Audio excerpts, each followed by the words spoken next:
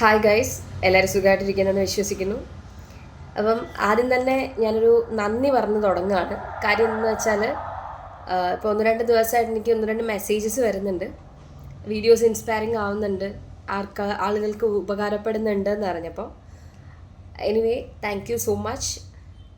എന്നെക്കൊണ്ട് ഒരു ചെറിയ കോൺട്രിബ്യൂഷനെങ്കിലും ചെയ്യാൻ പറ്റുന്നുണ്ട് എന്നുള്ളതുകൊണ്ട്.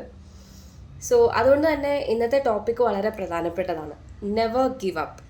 ആ ഒരു കാര്യത്തെക്കുറിച്ചാണ് ഇന്ന് നമ്മൾ സംസാരിക്കാൻ പോകുന്നത്.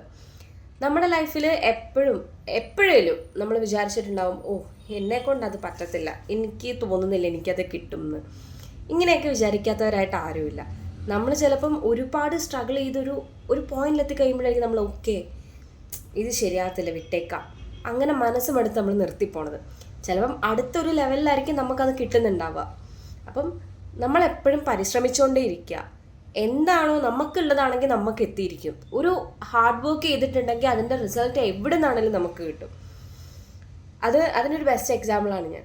കാര്യം എന്താണെന്ന് വെച്ചാൽ എൻ്റെ പ്രീവിയസ് കമ്പനിയിൽ അത്യാവശ്യം നല്ല വർക്ക് ലോഡ് ഉണ്ടായിരുന്നു. അപ്പം വർക്ക് ലോഡും പ്രഷറും നല്ല രീതിക്ക് ഉണ്ടായിരുന്നു. അപ്പം ഞാനിങ്ങനെ വിചാരിച്ചിട്ടുണ്ടായിരുന്നു, ഞാൻ എന്തിനാ ഇങ്ങനെ കഷ്ടപ്പെടുന്നത്? കാര്യം ഒരുപാട് ഞാൻ കഷ്ടപ്പെടുന്നുണ്ട്, അതിന് എനിക്കൊരു റിസൾട്ടില്ല, പേഴ്സണൽ ബെനിഫിറ്റ് ഇല്ല.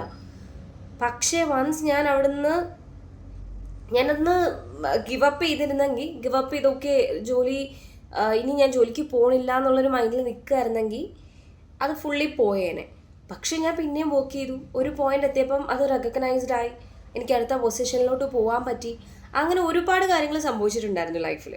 അപ്പം ഇത് ഞാൻ എൻ്റെ റിയൽ ലൈഫ് എക്സ്പീരിയൻസ് ആണ് ഞാൻ ഷെയർ ചെയ്യുന്നത് കേട്ടോ. അപ്പം എന്താണെന്ന് വെച്ചാൽ നമുക്ക് പലപ്പോഴും വിട്ടുകൊടുക്കാം, അല്ല വിട്ട് കളയാം, മതിയാക്കാം, എനിക്കിനി പറ്റത്തില്ല എന്നൊക്കെ തോന്നും. ഇപ്പം എൻട്രൻസ് എക്സാം നമ്മുടെ ഇവിടെ തന്നെ ഒരുപാട് ഇൻസ്റ്റിറ്റ്യൂട്ടുകളുണ്ട് എൻട്രൻസ് കോച്ചിങ് കൊടുക്കുന്നത്. എത്ര ലക്ഷം കുട്ടികളാണ് ഒരു ബാച്ചിൽ വന്ന് ചേരുന്നത്.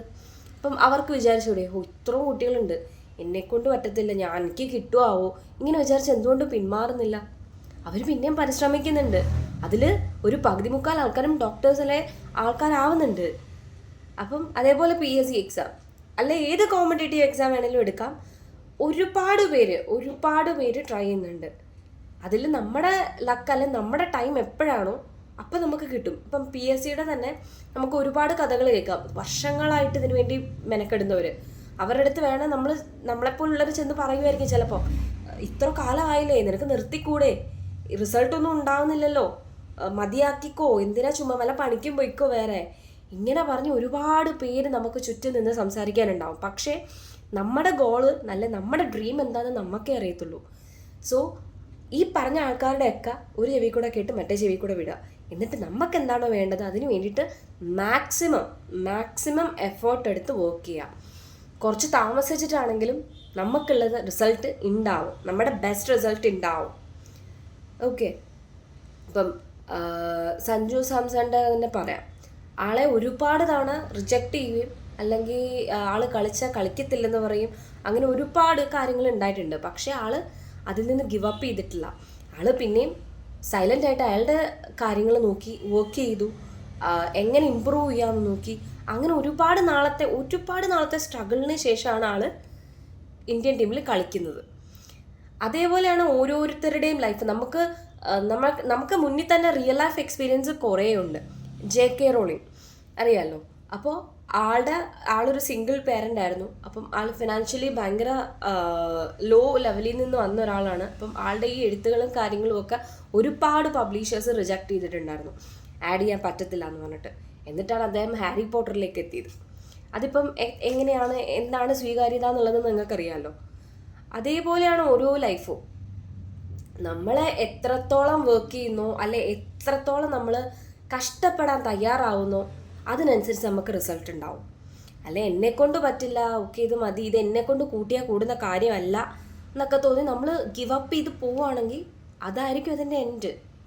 ഇപ്പം ഞാൻ തന്നെ, എനിക്ക് ഒരുപാട് വ്യൂസോ കാര്യങ്ങളോ ഒന്നുമില്ല, പക്ഷെ ഞാൻ എൻ്റെ ആ കൺസിസ്റ്റൻസി അല്ലെങ്കിൽ എനിക്കൊരു ഡിസിപ്ലിൻ ക്രിയേറ്റ് ചെയ്യണം എന്നുള്ള ആ ഒരു ഒറ്റ ലക്ഷ്യത്തിലാണ് ഞാൻ ഈ 25 ഡേ ചലഞ്ച് സ്റ്റാർട്ട് ചെയ്തത്. സോ ദൈവം സഹായിച്ച് എനിക്കതിപ്പം കൺസിസ്റ്റൻ്റ് ആയിട്ട് ചെയ്യാൻ പറ്റുന്നുണ്ട്. അപ്പം അതേപോലെയാണ് ഓരോരോ കാര്യങ്ങൾ. ഈ തോറ്റു പോകും എന്നുള്ള പേടിയാണ് പലരെയും ഇതൊന്ന് ട്രൈ ചെയ്യാനുള്ള എന്താ പറയുക അതിൽ നിന്ന് നമ്മളെ ഡ്രാഗ് ചെയ്യുന്നൊരു കാര്യം എന്ന് പറയുന്നത് തോറ്റു പോകണം. തോൽവിയിൽ നിന്നാണ് നമ്മൾ പല കാര്യങ്ങളും പഠിക്കുന്നത്. അപ്പോൾ ഈ തോറ്റു പോകുമെന്നുള്ളൊരു പേടിയെ നമ്മൾ മാറ്റി നിർത്തിയാൽ അന്നും തുടങ്ങും നമ്മുടെ വിജയങ്ങളുടെ എണ്ണം.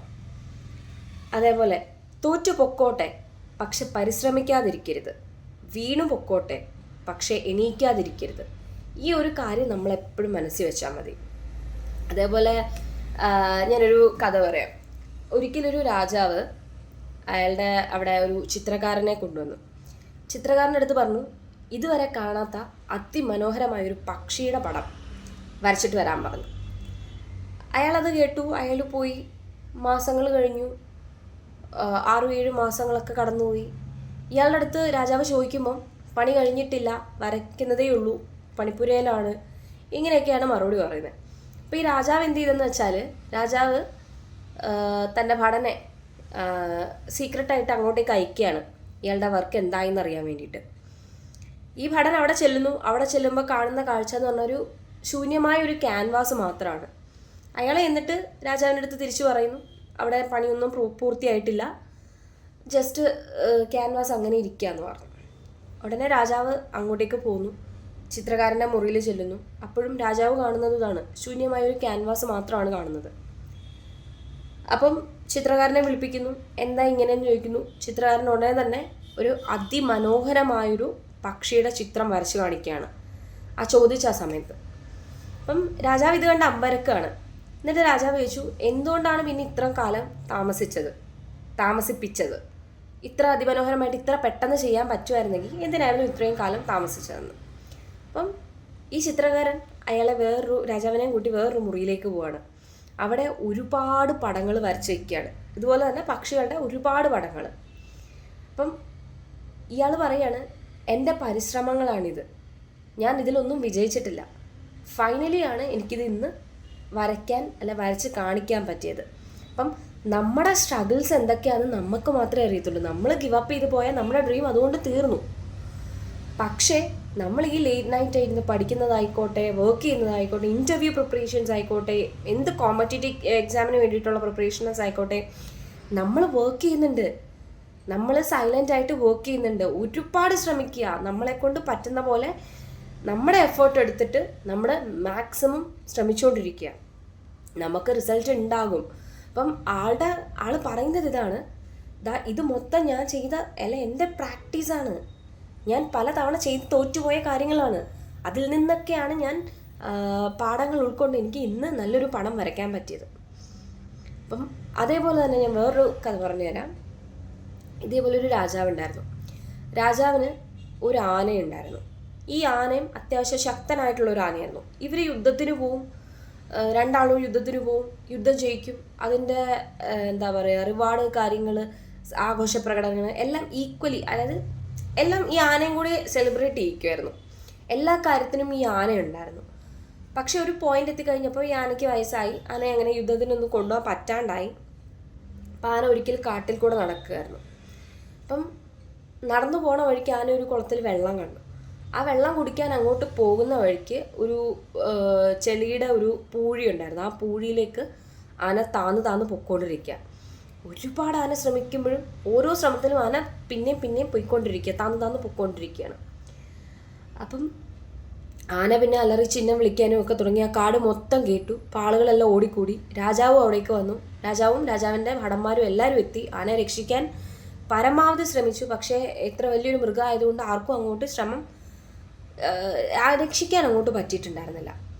അപ്പം അതുവഴി ബുദ്ധൻ നടന്നു പോകുന്നുണ്ടായിരുന്നു. അപ്പം ഈ ബുദ്ധൻ ഇത് കാണുകയും എന്ത് ചെയ്തെന്ന് വെച്ചാൽ, ആ യുദ്ധത്തിൻ്റെ സമയത്തുണ്ടായിരുന്ന സൗണ്ടുകളും ബഹളങ്ങളും അതുപോലെ വാദ്യമേളങ്ങളും ചെണ്ടകളും ഇങ്ങനത്തെ സൗണ്ടുകളെല്ലാം ഉണ്ടാക്കി. അത് ഈ ആന കേൾക്കുകയും, ആന മാക്സിമം എഫേർട്ട് എടുത്തിട്ടും ആനയ്ക്ക് പറ്റുന്നുണ്ടായിരുന്നില്ല. പക്ഷേ ഈ ഒരു സൗണ്ടും കാര്യങ്ങളും ഒക്കെ കേൾപ്പിച്ചപ്പോഴത്തേനും ആന വിചാരിച്ചു, ഓക്കെ, എൻ്റെ ഉള്ളിൽ ഇതുണ്ട്, ആ ഫയർ ഉണ്ട്.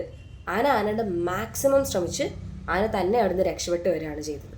അപ്പം നമ്മൾ തോറ്റുപോയി എന്ന് പറയുന്ന അവസാനത്തെ നിമിഷമായിരിക്കും നമ്മുടെ സക്സസ് ഉണ്ടാവുക. പക്ഷെ അവിടെ വെച്ച് നമ്മൾ വിട്ടുകൊടുക്കാൻ പോയാൽ അത് അവിടെ കൊണ്ട് തീർന്നു. അപ്പം ഏതൊരു കാര്യമാണേലും അത് ആ ഒരു രീതിയിൽ തന്നെയാണ് നമ്മൾ ഫോക്കസ് ചെയ്യേണ്ടത്.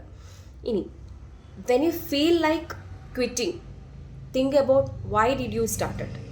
നമ്മൾ എന്തിനാണ് തുടങ്ങിയതെന്ന് നമ്മൾ ചിന്തിച്ചാൽ നമുക്ക് ഈ പറഞ്ഞ എന്താ പറയുക ക്വിറ്റ് ചെയ്യാനുള്ള മൈൻഡ് സെറ്റ് അങ്ങ് മാറി കിട്ടും. ഒരുപാട് യൂട്യൂബേഴ്സിനാണെങ്കിലും എല്ലാവരും കയറുമ്പോഴേ തന്നെ വ്യൂസ്, ലൈക്ക് അല്ലെ സബ്സ്ക്രിപ്ഷൻസ് കാര്യങ്ങളൊന്നും ഉണ്ടാകത്തില്ല. പതിയെ സ്റ്റെപ്പ് ബൈ സ്റ്റെപ്പ് ആയിരിക്കും ഉണ്ടാവുക.